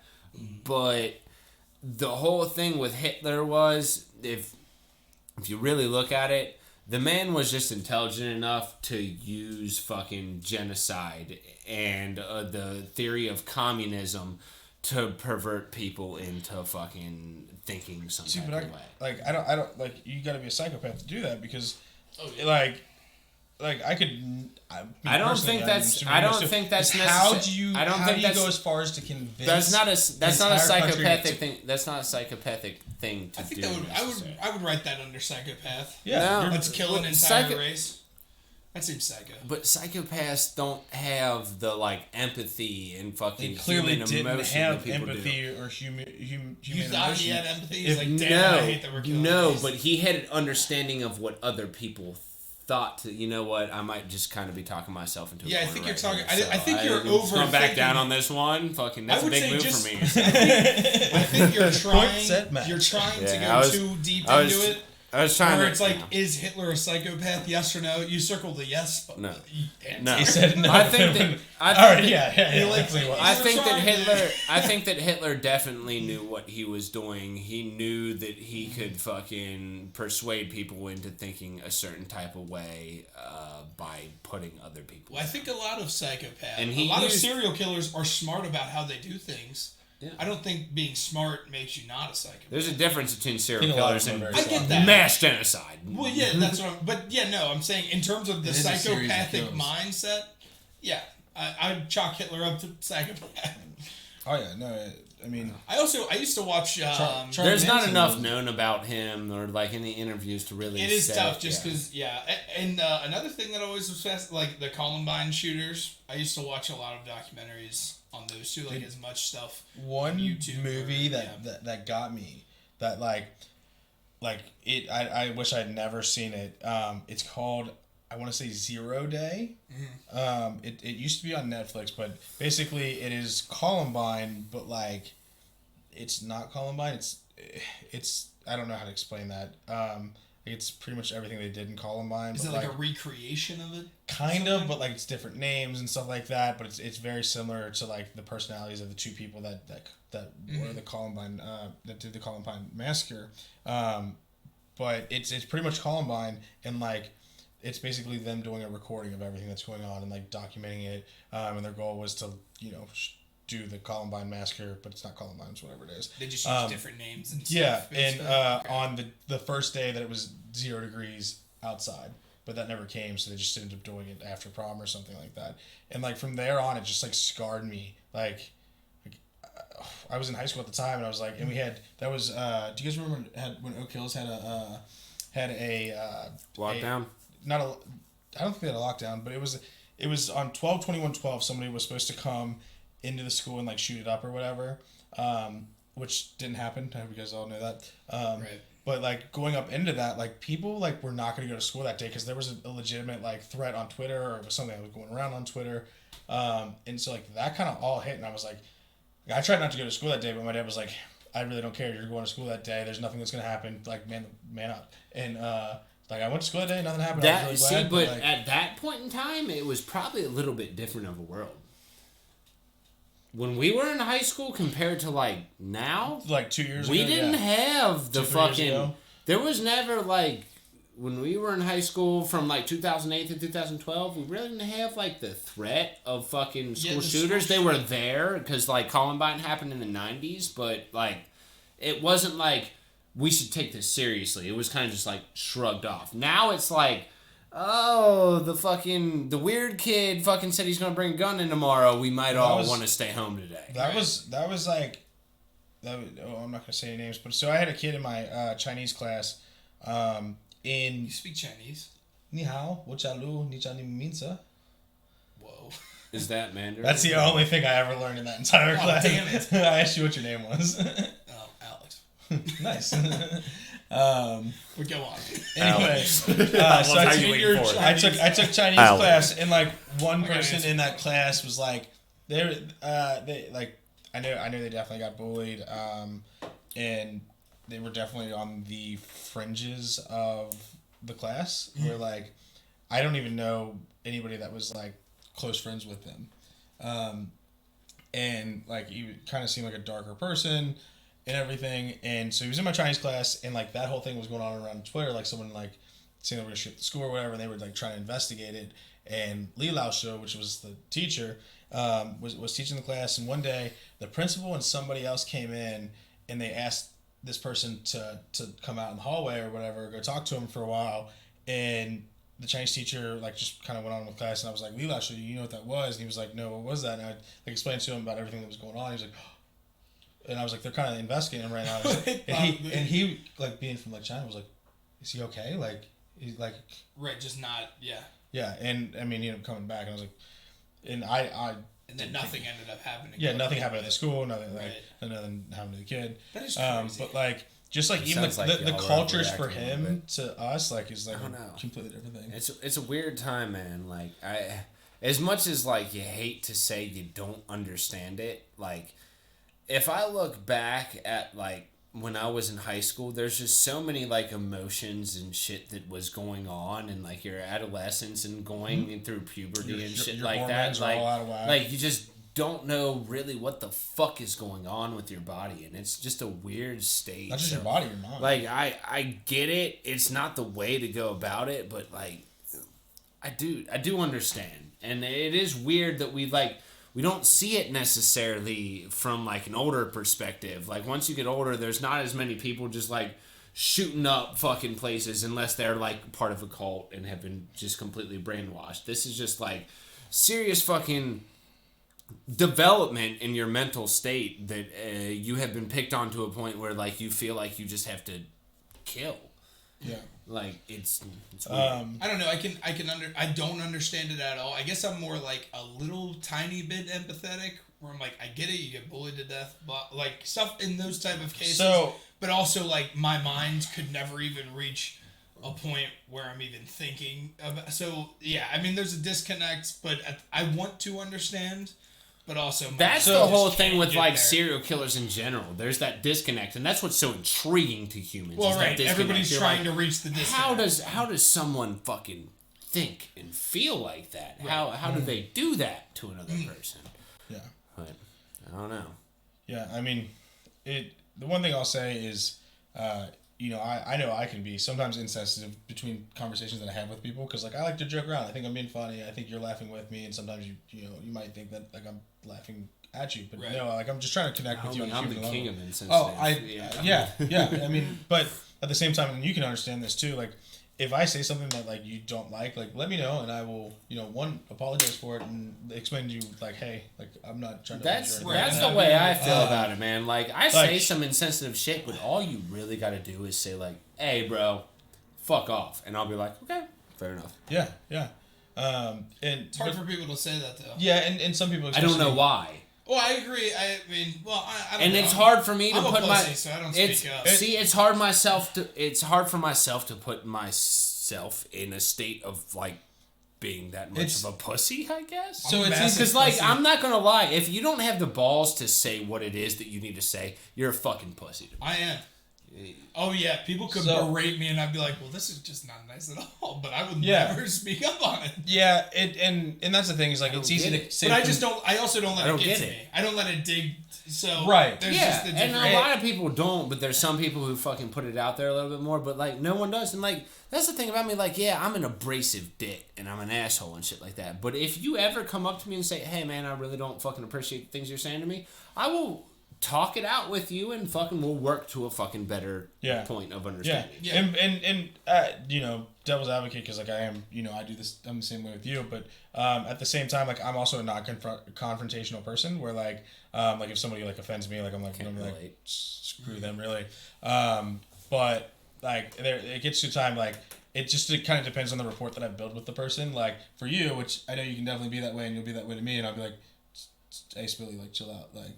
Mm-hmm. Let's chill out, right. And you'll do it, and most of the time you knew what you said and where it might have offended somebody. You thought you were playing the like on the line or whatever, and normally it's just like chill after that. Like all it was is that like you had to say hey there was a line that I felt was crossing. You're normally good. Yeah, see, I don't know I don't know where the line is. I constantly not only cross the line, but try. You jump the rope with it, but yeah, I mean, and I think a lot of people, me too, I included. I definitely jump. I don't know. The way I see it is, it's like kind of like a testing ground. Like if I can cross the line and you're okay with it, I know that we're going to be really good friends. Yeah. If I cross the line and you're not okay with it, I know that you're really not for me. And I'm one of those 50-50 people. Yeah. Like, there's people who absolutely hate me, and there's people who absolutely like me, and then there's nothing really in between. You're just a polarizing person. I am a polarizing person. Yeah. I would agree with that, definitely. Yeah, oh yeah, no, sure. I've known this for a while. Oh, and then we got the big teddy bear over here that everybody loves. I'm vanilla ice cream. You're just like, okay. Vanilla ice cream is very good, though. Everybody's just like, you know what? It might not be the best, but it's like, you know what? That guy, everybody likes a little vanilla ice cream. Yeah, for sure. And I'm just a big old scoop of it. I don't know. You're more like chocolate ice cream. Chocolate ice cream is a little better. Deal. Yeah, I mean personally, I like chocolate ice cream better. I mean, I'm a chocolate guy. You nasty. You like vanilla better? If I'm I'm wet. Yes, I love vanilla. It's funny. Chloe's the same way, but I like chocolate. Yeah, chocolate. Thanks, bud. In terms of everything, I was just saying you like chocolate, so you nasty. Icing, huh? You nasty. You're nasty. Dude, yeah. Dude, vanilla's so vanilla. Like, there's a reason why when like people talk about like boring things, so like that's so vanilla because it's just. Vanilla is a way. You know what? We're not getting into this right now because vanilla is way better of a flavor than chocolate ever will be. Vanilla is the water of chocolate. Dude, I'll take strawberry over chocolate. I used to love chocolate. My dad's a huge chocolate guy. You want to step up chocolate? White chocolate. There you go. Speaking of white chocolate, the last thing that we wanted to talk about, the sneaker game, the shoe game. Lou worked at Champs for years, slinging shoes. 5 years. And me and Keith, I am not much into shoes anymore, but there was a time when I would actually follow all the releases. I mean, I got my Raptors on right now. Just recently, I really wanted to get a pair of garbage. I really wanted to get a pair of Griffeys that dropped. It is so much harder now to buy shoes because of how many bots are on all these websites where you used to be able to just wait in line. And I knew that was also a headache and a half where you're waiting in line.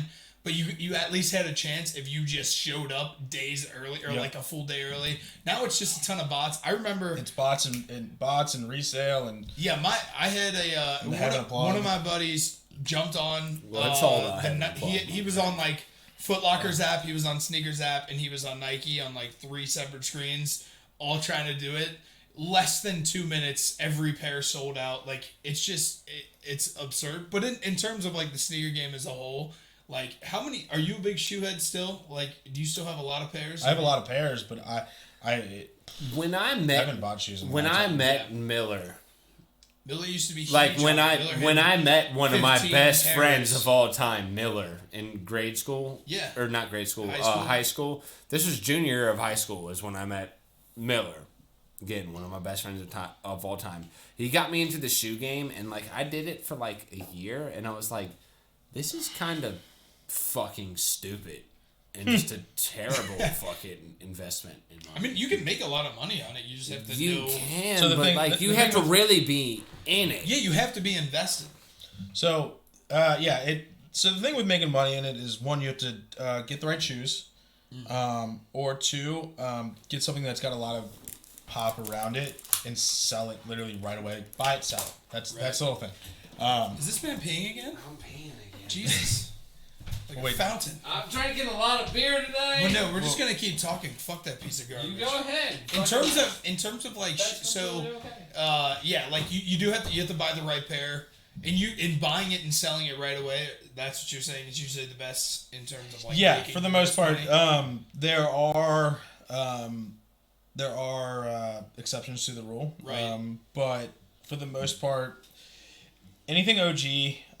You may be able to hold on to it. Any like OG colorway, especially any ones right now. If you hold on to them, you might make a little bit more money on them. The best thing to do with just about any shoe is if you can get it day of and sell it day of, do it. If you want to make money on it, but I hate resellers. Like I've never been a reseller. Like all of the shoes I've ever bought, I've kept. Or I've given to somebody that I cared about that was looking for that shoe. Right, just more like a gift. Yeah, exactly. One, you're not allowed to sell anything if you work for a shoe store. It's like you will get let go. Just because it's like insider trading at a shoe store. It's not even insider trading. It's just that like it's abusive discount. Like it's like you get a discount for working in a shoe store. So you're making that back, and then two, the only size you're supposed to get is for yourself. Like all the shoes I ever got were, in my size. Right. I might have gotten a size for my mom or like my brother or something like that. Right. Somebody else that you're gifting, which is fine. But like you gift that, you do that. Your discount is for you. It is not for your family.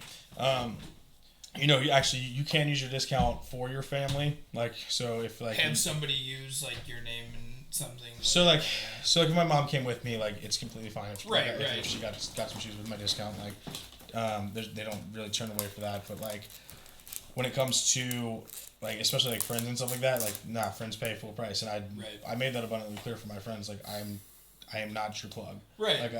I get where you're coming from, but like my job is not worth the $20-$30 you're gonna save. Right. And how in terms of like friends hitting you up on or around the time of big releases, I mean, you probably had to get so many messages of people trying to wiggle their way into discounts or just like hold me a pair type of shit all the time. That's the way everything is. It ain't even just like shoe game and shit.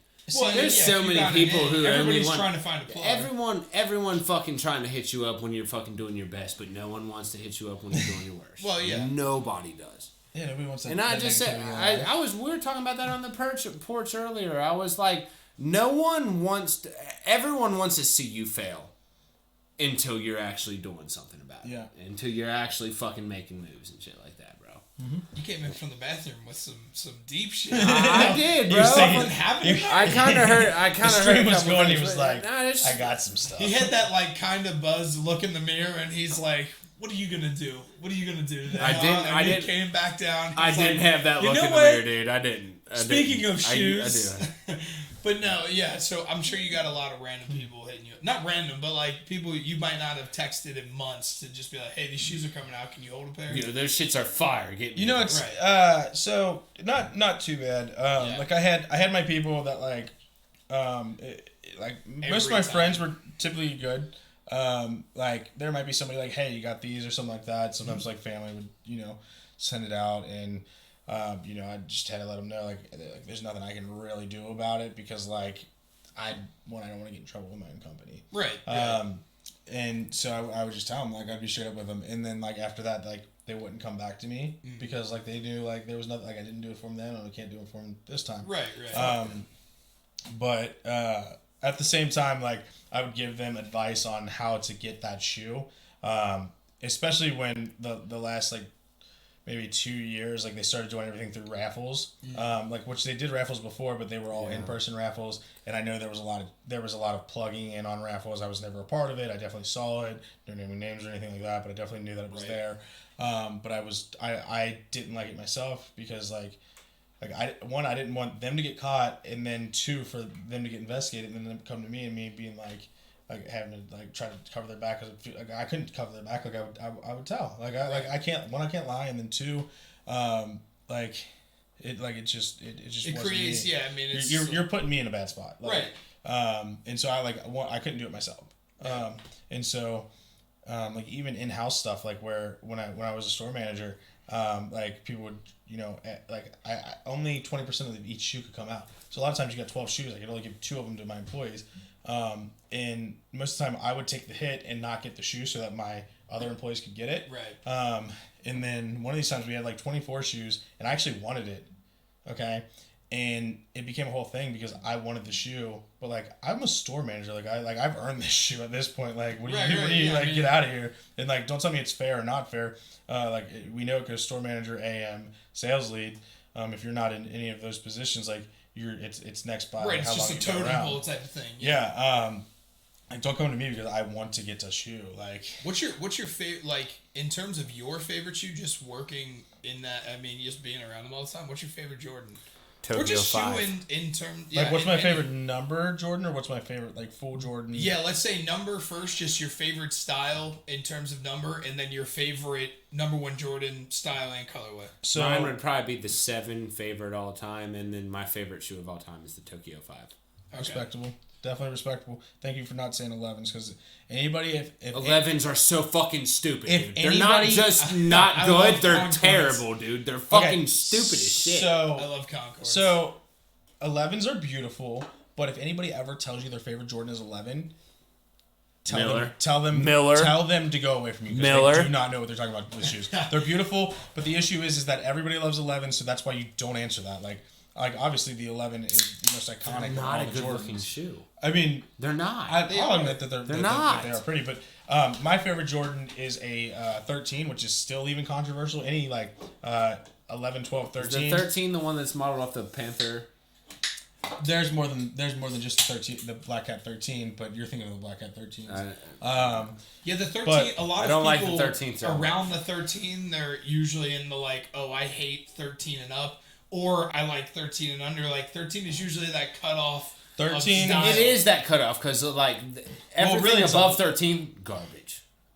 I agree. I don't care what it actually looks like. It could be a really cool shoe, but if it's after 13, garbage. It's not a retro Jordan anymore, so I don't give a fuck. And that's something that the brand has created. Okay, so it's like the retro Jordans, the re-releases and shit. They're fucking dope. Like people really get with that, but like nothing he has done since then has been good. Yeah, I'm not a guy. Everybody loves 11s. Everybody except Spilly. Like you might be the first everybody loves 11s. Actually heard that. About 95 to 90% of people. Well, let's do it the better way. 90% to 95% of the people love 12s. Yeah. 13s is like, so if you say 11 or 12, like anybody that is a sneakerhead is gonna look at you like, all right, you're not really a sneakerhead. Like be more respectful. You gotta know the other shoes too. Right. 13's even on that borderline where like it's an iconic shoe, but most people don't say 13s, even though it's a gorgeous shoe, or silhouette at least. But yeah, since you said 7, that's super respectable. So yeah, 13 5, style 6, is your 5, favorite. 6, and 7 are my favorites. Okay.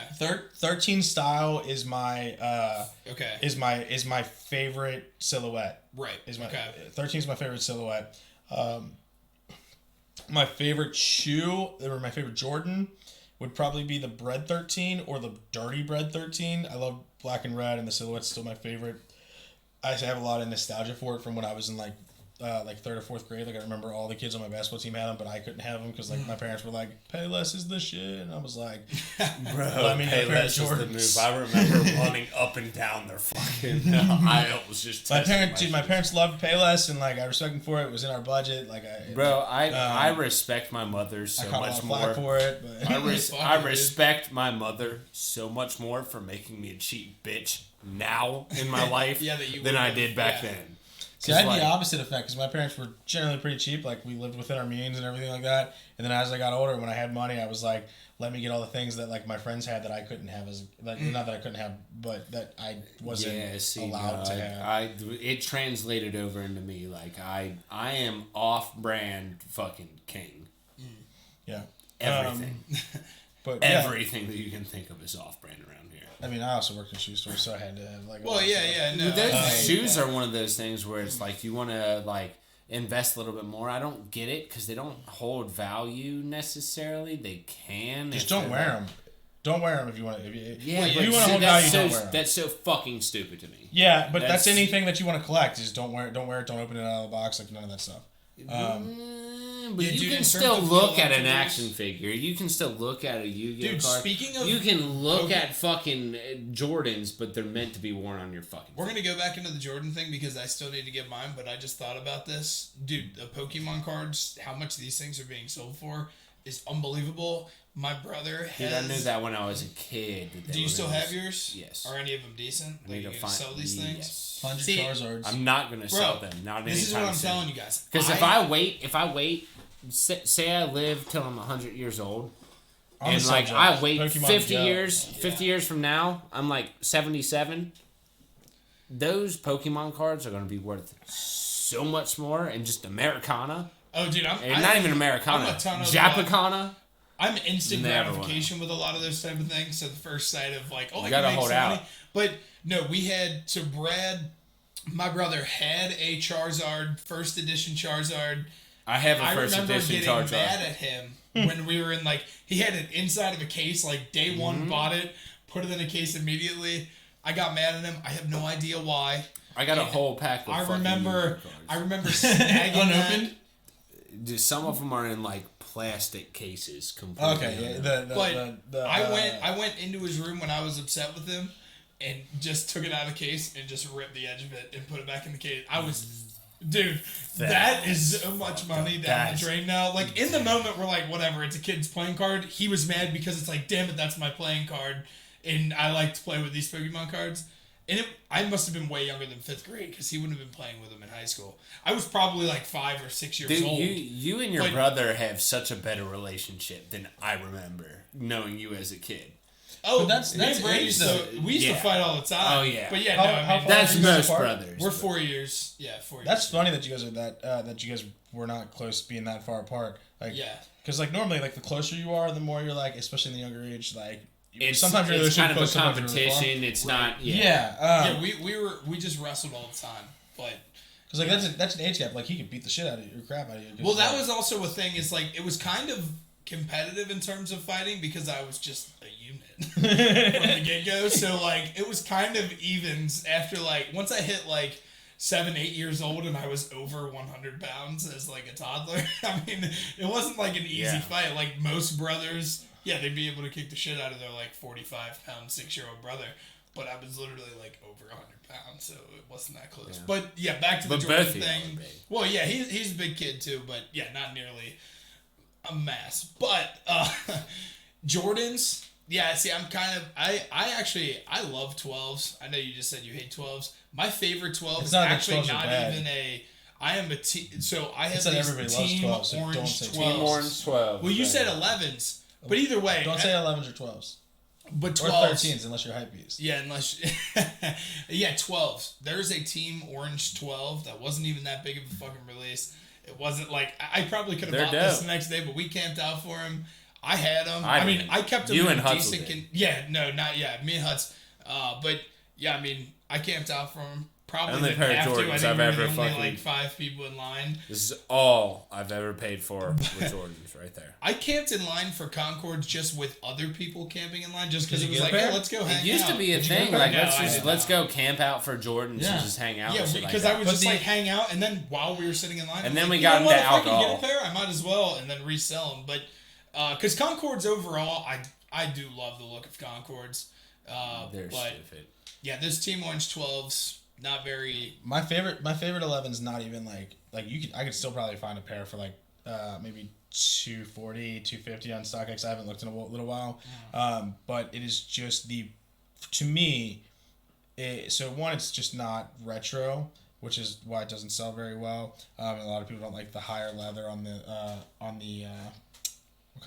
patent leather, which the 11s have been doing lately. But my favorite is the 72 and 10 Jordan 11.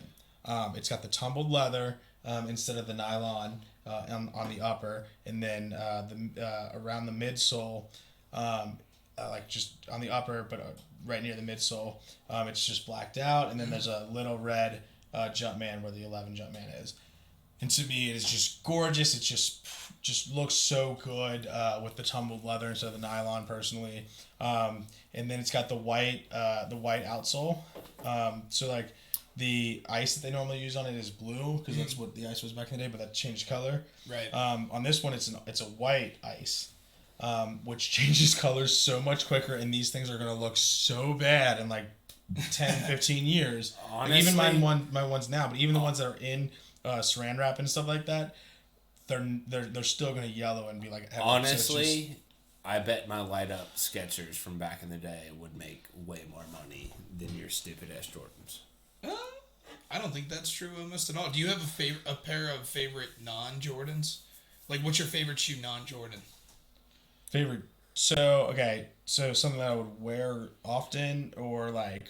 Air Force That's Ones. Just such all white Air question. Force Ones are the cleanest. I know it is. It's such an open-ended question because you could say from answering that within the last 2 years, it's such a hype beast answer because like Air Force Ones, like everybody's been trying to get them. If anyone thinks I'm a hype beast answer, fucking all white Air Force Ones are iconic. They're iconic, and they're a fallback, or at least for a long time there, they were a fallback shoe. Like you can't find anything in the store, but you need something to wear that night. All right, let me get a pair of all whites. In the last, why are you going out to buy a pair of shoes just to go out for the night? See, that's the shit I see with sneakerheads. I don't think it's fucking ridiculous. You just used it in that context, but you took it very. Oh yeah, I thought he was talking about like going out and buying these shoes for a night out. I don't think he was saying like every Friday. Oh shit! My all white Air Forces have been beat to shit and back, and then your Air Forces are good again. But Air Force Ones, like. A lot of like, so you're a different breed, but like as far as the sneaker culture goes, if your Air Force Ones have even like the slightest like color or beat to them, like you gotta get those. Like you have to get rid of those and get a new pair. Like because they're cheap and you can do that. Like they're only like I want to say $85, $90, and they're $90 is definitely what it is.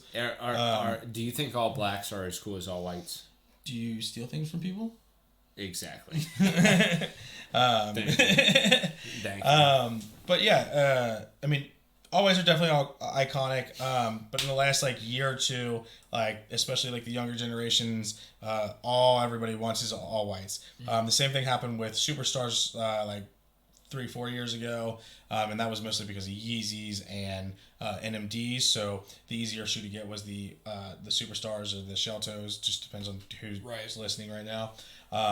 But those were all super cool. Or not cool, but that's just what everybody wanted at the time. I've been out of stores for 4 or 5 months now, so I don't know what the shoe is this year. It's 2020, so everything's kind of weird. It's probably still all whites just because kids don't see each other in school anymore because they're all doing everything online. Right. So I would assume it's still all whites.